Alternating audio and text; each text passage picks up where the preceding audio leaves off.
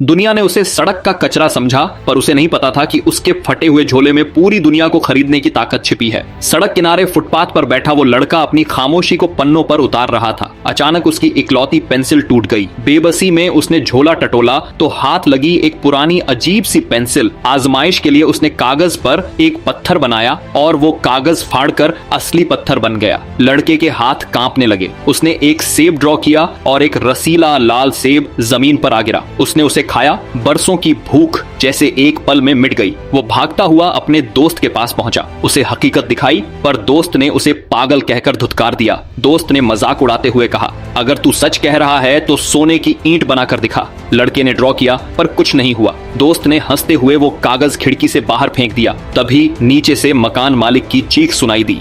जब दोनों बाहर भागे तो देखा कि उस बूढ़े के हाथ में शुद्ध सोने की ईंट थी, जिसे उसने चुपचाप अपनी जेब में डाल लिया।